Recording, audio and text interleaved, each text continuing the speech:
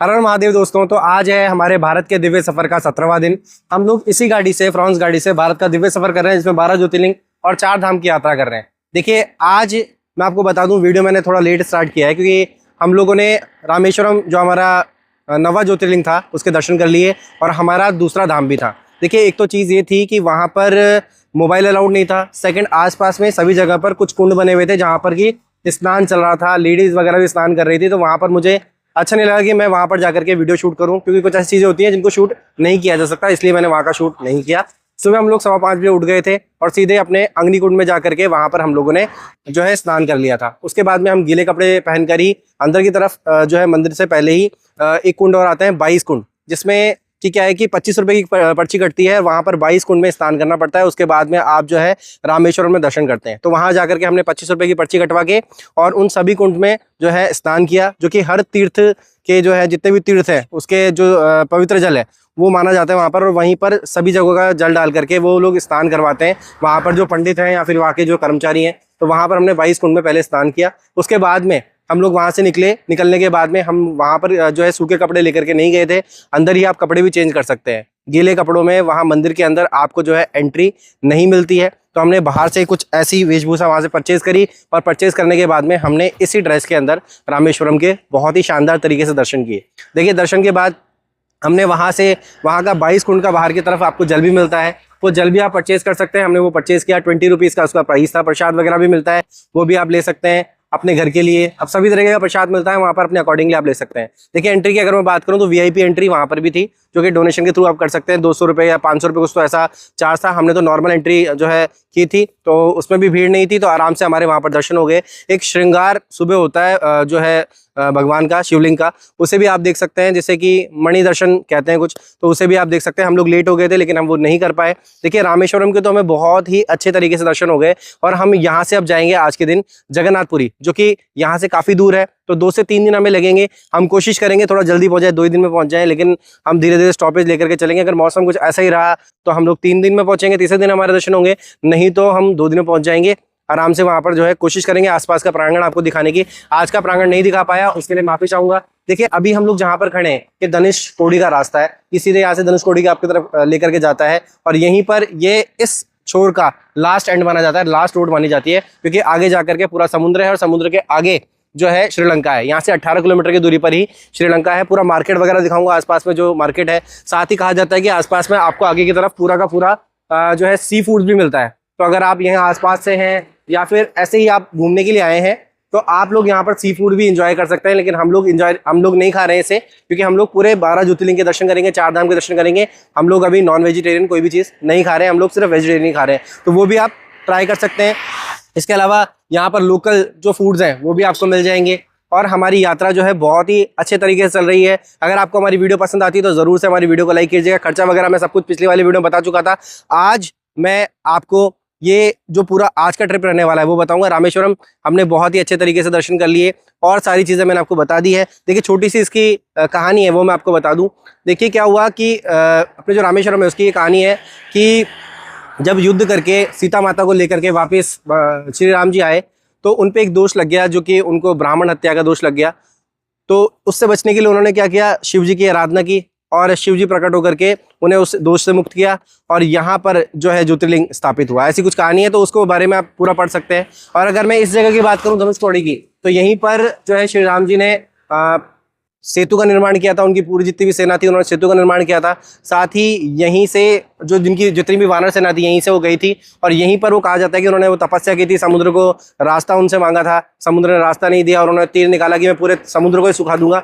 लेकिन उसके बाद में उन्होंने समुद्र देवता प्रकट होकर के उन्हें कहा कि ऐसा मत कीजिए, आप जो भी पत्थर यहाँ पे राम नाम लिख करके डालेंगे वो पत्थर फ्लोट करेगा, हवा में तैरेगा, उस सेतु पे चल करके आप जो है श्रीलंका जा सकते हैं। तो ज़्यादा दूरी नहीं है, यहाँ से 18 किलोमीटर की दूरी है। अब रेंज की बात करूँ तो वहाँ से 15 किलोमीटर या 14 किलोमीटर का जो रेंज है, जो उनका रेंज रहता है वो वहाँ से श्रीलंका से, और यहाँ से हमारा जो है यहाँ शायद 5 या 6 किलोमीटर का जो रेंज है, मतलब बीच में एक बॉर्डर बनी हुई है। तो कुछ ऐसा है। चलिए आगे की तरफ चलते हैं और देखते हैं पूरा ही व्यू कैसा होने वाला है। आइए, ये है लास्ट, जो कि धनुषकोडी का लास्ट है और यहीं से आगे श्रीलंका है, जो कि 18 किलोमीटर समुद्र से होते हुए जो है 18 किलोमीटर का जो है दूरी होने वाली है। वहाँ पर उनकी रेंज है कुछ 15 या 14-15 किलोमीटर की दूरी पर, और हमारी यहाँ से रेंज है जो कि मैं बात करूँ चेक पोस्ट की बात कर रहा हूँ मैं, 5 से या 4 या 5 किलोमीटर की दूरी पर हमारी रेंज है, बाकी उनकी रेंज है। तो यहाँ पर आ जाता है अपना श्रीलंका और ये है धनुषकोडी वाला एरिया। यहाँ पर पूरे पे काफ़ी पर्यटक आते हैं देखने के लिए और बहुत बड़ा मार्केट भी लगता है यहाँ पर। और ये पूरा समुद्र आप देख रहे हैं, यहाँ पर काफ़ी अच्छी हवा चलती है। मछुआरे हैं वो यहाँ पर इस तरीके से कुछ बोटिंग वगैरह करते हैं, क्रैब्स वगैरह यहाँ से पकड़ के ले जाते हैं, फ़िशेज़ वगैरह पकड़ के ले जाते हैं। और इससे पहले ही एक मार्केट भी पड़ता है जहाँ पर आपको फ़िशेज़ वगैरह अगर आप खाना चाहते हैं, नॉन वेजिटेरियन है तो यहाँ पर फ़िशेज़ और क्रैब्स, सी फूड्स वगैरह आपको यहाँ पर अवेलेबल हो जाता है। तो वो भी चीज़ यहाँ पर आप एक्सपीरियंस कर सकते हैं। लेकिन हम लोग 12 ज्योतिर्लिंग और 4 धाम की यात्रा पे तो हम ये नॉन वेजिटेरियन चीज़ें भी नहीं खा रहे हैं। तो अगर आप वैसे आ रहे हैं घूमने के अकॉर्डिंगली तो वो भी आप ट्राई कर सकते हैं। रास्ते में दोनों साइड में आपको फुटपाथ पे वही जो है शॉप्स देखने को मिलती है। और साथ ही यहाँ पर ये भी आप ट्राई कर सकते हैं जो कि यहाँ पर क्यूकम्बर है, इसके अलावा पाइनएप्पल है, ये सारी भी चीज़ें भी आप ट्राई कर सकते हैं। हालांकि मसाले के साथ में आपको मिलता है और टेस्ट बहुत ही शानदार रहता है इसका। आगे हमने गाड़ी पार्क कर दी, कोई उसका चार्ज नहीं है और वहाँ गाड़ी पार्क करके आगे की तरफ आप जा सकते हैं। अब ये देखिए, ये जो पूरी रोड है ये आगे तक जाती है, जो कि अपने भारत का लास्ट रोड कहते हैं, यही रोड है वो। हम आगे तो जा कर के आ गए और यहाँ से हमने ये जो पूरा का पूरा एरिया था ये भी हमने देखा। बहुत ही शानदार सा व्यू है। और यहाँ पर जब भी आप आ रहे हैं रामेश्वरम, मैंने आपको बताया ना, यहाँ पर आकर के आप ज़रूर विज़िट कीजिए, देखिए, ये एक अलग ही नज़ारा है। और ये भारत के दिव्य सफ़र में दिव्य चीज़ें देखने को हमको मिल रही हैं। यही है भारत का दिव्य सफ़र। होटल से हम लोग सीधे अग्निकुंड की तरफ जा रहे हैं जहाँ पर स्नान होता है और वहाँ जा कर के एक बार देखते हैं क्या रहता है उधर का। अगर उधर की वीडियो बनाना अलाउड है तो उधर वीडियो मैं आपको डालता हूँ कैसा क्या व्यू है। नहा धो के हम लोग निकल गए थे, थोड़ा लेट हो गए। हमारा प्लान ऐसा था कि हम लोग 4 बजे उठ के 5 बजे जो है अग्निकुंड के जो है स्नान करके फिर जो है अंदर की साइड एक स्नान होता है 22 कुंड स्नान, वो करें। लेकिन थोड़ा लेट हो गए, अब चलते हैं कि बड़ा समुद्र है, यहीं पर स्नान किया जाता है। तो पहले यहाँ पे स्नान कर लेते हैं हम लोग, फिर आगे की तरफ मंदिर में चलेंगे। तो पहले ये देखिए कितने श्रद्धालु यहाँ पर स्नान कर रहे हैं और कुछ इस तरीके से व्यू है यहाँ का। अग्निकुंड स्नान हम लोगों ने कर लिया है। अब हम लोग यहाँ से आगे की तरफ जा रहे हैं। वापस रूम में जो है हमारे मोबाइल्स वगैरह रख देंगे, तो वहाँ का तो वीडियो नहीं आ पाएगा। और वहाँ एक बार स्नान कर लेते हैं, फिर मंदिर में दर्शन करेंगे। तो हम लोग निकल गए हैं जगन्नाथपुरी के लिए और रास्ता जो हमारा है वो है लगभग 1800 किलोमीटर का। 1800 किलोमीटर तो आप समझ सकते हैं कि 600 किलोमीटर भी गाड़ी चलाएंगे तो लगभग 3 दिन में हम लोग पहुंचने वाले हैं। और 1 दिन 7 घंटे ये पूरे दिखा रहा है। और मैं आपको बता दूं, विशाखापट्टनम से होते हुए हम लोग सीधे जो है जगन्नाथपुरी के लिए निकल चुके हैं। अब रास्ते में जो चीज़ें आएंगी वो हम आपको दिखाते हुए चलेंगे। और हमारे अभी तक के रूट का ये सबसे बड़ा, सबसे लंबा रास्ता है। इसमें अब हमें बहुत सारे हर्डल्स आने वाले हैं, जैसे कि ड्राइव लंबी होगी तो हो सकता है हमें होटल्स वगैरह देखने में थोड़ी दिक्कत हो।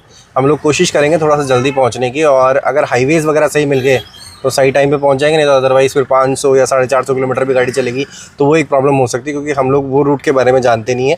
सिर्फ हम लोग जो है ये नेविगेशन को देखते हुए जा रहे हैं। फर्स्ट टाइम ऐसे मैं ट्राई कर रहा हूँ जो कि साउथ इंडियन स्टाइल में है। ये साउथ इंडियन थाली है जिसमें रसम राइस, राई और सब्ज़ी, और ये सब्ज़ी टमाटर की है, चटनी है, पिक्तल है और एक पापड़ है। तो कुछ इस तरीके से ये पूरे थाली है इनकी। 100 रुपीज़ इसका प्राइस है। अब खा के देखते हैं कैसा टेस्ट है इसका। अब देखिए यहाँ पर हमने खाना खा लिया, 350 रुपये हमारे लगे। खाना बहुत ही शानदार था, टेस्ट बहुत ही अच्छा था। चाहे रसम राइस, चाहे रसम का देख लीजिए, चाहे आप जो इनकी सब्ज़ियाँ हैं उनका देख लीजिए, सभी का स्वाद बहुत ही शानदार था। अब ये इसी रास्ते के ऊपर है जहाँ से आप सीधे हम लोग निकल रहे हैं और ये रास्ता आगे की तरफ भी लेकर के जाता है। ये रास्ता पड़ता है हमारे धनुषकोडी वाला जो रास्ता है, उसी रास्ते के ऊपर हम लोग हैं। ये वाला हमें दिखा तो यहाँ पर हमने खाया और प्योर वेज है, शानदार है। ये अच्छा जो है रोड आ गया है सामने की तरफ, आप देख सकते हैं। और पहले 2 लाइन रोड थी, अब ये 4 लाइन और 6 लाइन रोड्स आ रही हैं। अभी कुछ काम भी चल रहा है रोड्स पर, लेकिन ऑलमोस्ट अभी ठीक वाला रोड आ गया है। 15 किलोमीटर हो गया, लगभग 15 किलोमीटर के लगभग हो चुका है और कुछ ऐसा रोड आ गया। किलोमीटर की अगर बात की जाए तो हम लोगों ने चेन्नई का रूट लगा रखा है ये, तो हम लोग आज चेन्नई में स्टे करने वाले हैं। अगर पहुंच गए तो 288 किलोमीटर बचा हुआ है, 4 घंटे और आप 5 घंटे मान लीजिए। और अभी टाइम की अगर मैं बात करूँ तो 6:22 हो चुके हैं। कुछ इस तरीके से ये रूट है और हम लोग जो है यहाँ सीधे आगे रूट की तरफ चल रहे हैं। मैं आपको रास्ता दिखाता हुआ चल रहा हूँ कैसा क्या रूट है। और वीडियो पर अगर नए हैं ज़रूर से चैनल को सब्सक्राइब कीजिए। अब देखिए हमने मंगवा लिया है परोठा जो कि लच्छा पराठे की तरह आता है, यहाँ पे परोठा बोलते हैं ये लोग। और भाई ने मंगवाया है डोसा, जो कि लगने में उत्पम जैसा रहा है, लेकिन इसको ये लोग डोसा कहते हैं, प्लेन डोसा। ये वो सबने मंगाया है। अब देखते हैं ऐसे खाते हैं हम लोग। वैसे तो रोज रोज एक ही चीज़ खा के परेशान हो गए। डोसा, इडली, लगभग सेम चीज़ें मिल रही हैं, या तो राइस।